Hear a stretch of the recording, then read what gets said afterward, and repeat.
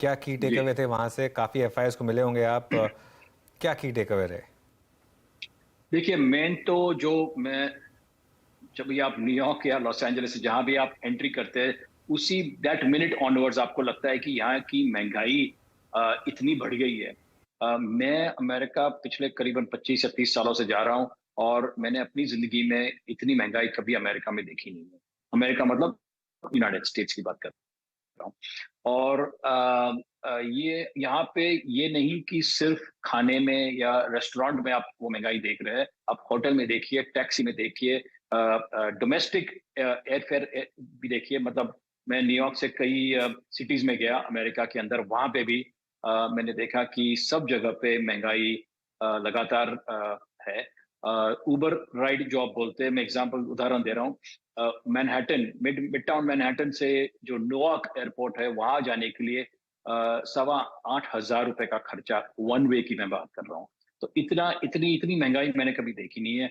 और दूसरा कि लॉस एंजलिस में एक इंडियन रेस्टोरेंट में गया था, तो वहाँ की जो मालकिन थी, मैंने उनसे बात की कि आपका धंधा कैसे चल रहा है। उन्होंने बताया कि आज की तारीख में वेज इन्फ्लेशन, जो वेटर है, शेफ्स है, उनके लिए जो जो खान समा है, जो खाना पका रहे हैं, उन उन सब पे वेज इन्फ्लेशन का प्रेशर है। और रेगुलरली स्टाफ उनको आके बता रहा है कि भाई हमें 15 या 20% और ये रेस्टोरेंट से मिल रहा है या किधर और मिल रहा है, हम लोग जाने हमको हमको नौकरी छोड़नी है।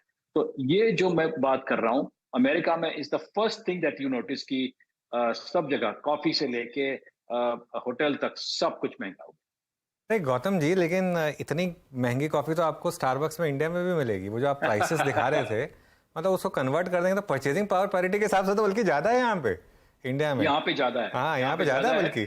और स्टारबक्स का लेकिन प्राइस, और मैं तो जब भी न्यूयॉर्क वगैरह जाता हूँ, मैं तो खैर सब वो सबवे लेता हूँ। वो सबवे बोलते हैं ना वहाँ पे उसको। हाँ जी, हाँ, हाँ, सबवे क्योंकि बोलते वो हैं। टैक्सी तो अनअफोर्डेबल है वहाँ पे। प्लस न्यूयॉर्क में तो टैक्सी लेना मतलब बॉम्बे से खराब ट्रैफिक न्यूयॉर्क में है।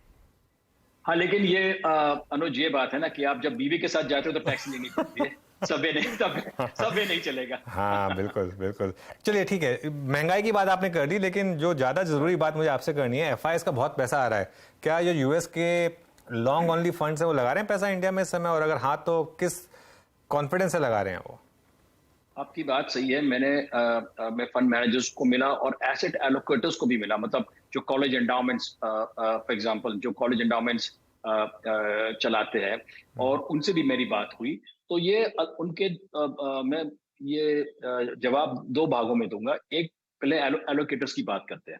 तो एलोकेटर्स से जब मैं मिला, और कईयों से मिला, कई अलग अलग सिटीज में मिला, उन्होंने बताया कि चाइना में उनका भारी नुकसान हुआ है पिछले कई सालों में।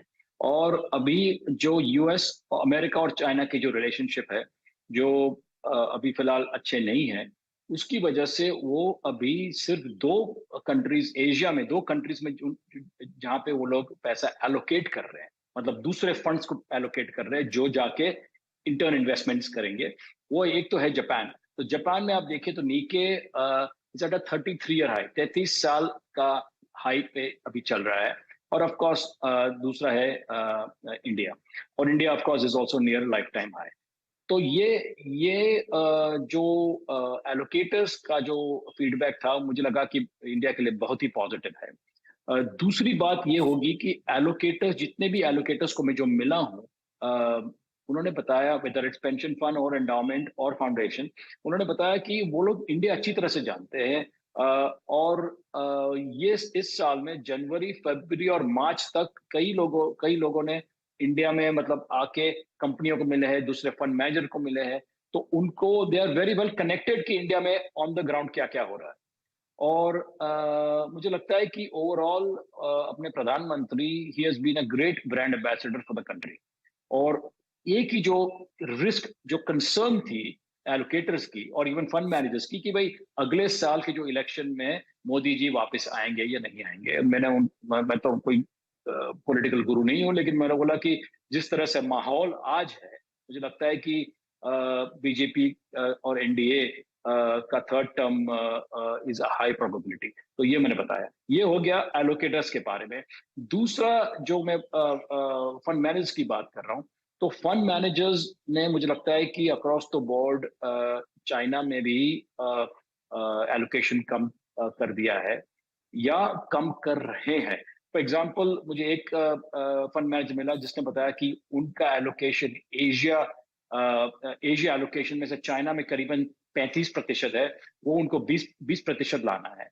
तो वहां पे जो सेलिंग आएगी, मुझे लगता है कि उसमें से पूरा तो नहीं, लेकिन थोड़ा कुछ एलोकेशन इंडिया जरूर आएगा। उसकी वजह से हमने देखा है कि इस साल इंडिया में जिस तरह से पैसा आया है, करीबन 6 बिलियन, ये फ्राइडे के क्लोज के हिसाब से $6 billion net FPI investment India में जो आया है ईयर टू डेट। लेकिन ये भी आप अपने को ये बात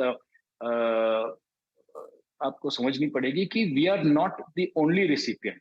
इनफैक्ट एशिया में इस साल वी आर नंबर 4, अपना चौथा नंबर आ रहा है। चाइना में 28 बिलियन का फॉरेन इन्वेस्टमेंट गया है, इस साल की बात कर रहा हूँ ईयर टू डेट। कोरिया में 13 बिलियन और ताइवान में 9। तो अपना नंबर चौथा आ रहा है। लेकिन ये इसका ये मतलब नहीं है कि और नहीं आ सकता है। मेरा कहने का यही मतलब है कि पूरे एशिया में फॉरेन इन्वेस्टमेंट वापस आ रहा है।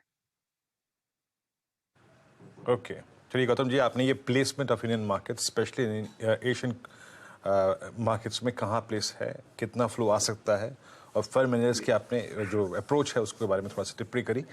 जब अब भारत के बारे में अगर आप, जैसे कि आपने खुद भी कहा कि क्या रिस्क एलिमेंट्स हैं और क्या फंड मैनेजर्स किस चीज़ को लेकर डाउटफुल है, वो टिप्पणी आपने कर दी, उसको दोबारा नहीं लौटूंगा।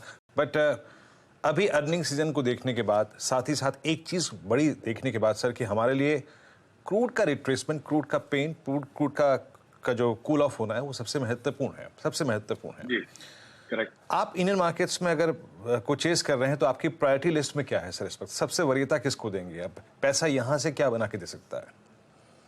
देखिए, मुझे लगता है कि जिस तरह से जो फीडबैक जो मुझे मिला है, और जिस तरह से पैसा मिड मार्च, मतलब मार्च के आखिरी हफ्ते में जो जिस तरह से जो पैसा तब से आया है, मुझे लगता है कि, और ये कैलकुलेशन मैंने कल ही की थी कि 24 मार्च, शायद वो फ्राइडे होगा, मुझे याद नहीं है, लेकिन 24 मार्च में तक, जनवरी से 24 मार्च तक टोटल एफआईआई इन्वेस्टमेंट इंडिया में नेगेटिव $1.7 बिलियन था।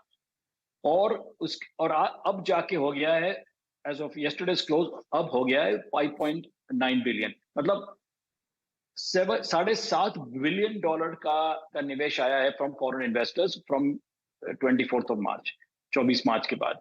तो मुझे लगता है कि ये जो मोमेंटम फॉरेनर्स का है, वो बरकरार रहेगा, of course subject to global factors. वो जो अमेरिका में रिसेशन की जो अभी भी बात चल रही है, 65% प्रोबेबिलिटी ऑफ रिसेशन अभी भी इकोनॉमिस्ट और कई बड़ी बड़ी कंपनियां जो मार्केट्स ट्रैक करती है, उन्होंने बताया है कि दिस इज द एवरेज जो जो सर्वे किया गया है। लेकिन जो रिसेशन ना हो या रिसेशन भी हो तो it will be a mild recession. मुझे लगता है कि as far as India is concerned, market में रैली विल कंटिन्यू। अपना मार्केट, ये अपने को याद रखना चाहिए कि सस्ता नहीं है। और अभी आज की तारीख में MSCI India CY24 calendar year 24 के हिसाब से 20 के PE पे चल रहा है। तो that is a 57% premium to MSCI Asia ex Japan. तो वो प्रीमियम है। पिछले साल नवंबर में वो प्रीमियम हैड हिट 96%, तब जाके सेलिंग शुरू हो गया था फॉरेनर्स का। और मुझे लगता है कि ये 57-58% premium is a fair premium, और मुझे नहीं लगता है कि आज की तारीख में इंडिया इतना महंगा है। ऑलराइट, चलिए फिर शुक्रिया गौतम जी जुड़ने के लिए हमारे साथ और अपने थॉट्स शेयर करने के लिए, खासतौर से अपने उस US ट्रिप्स को लेकर।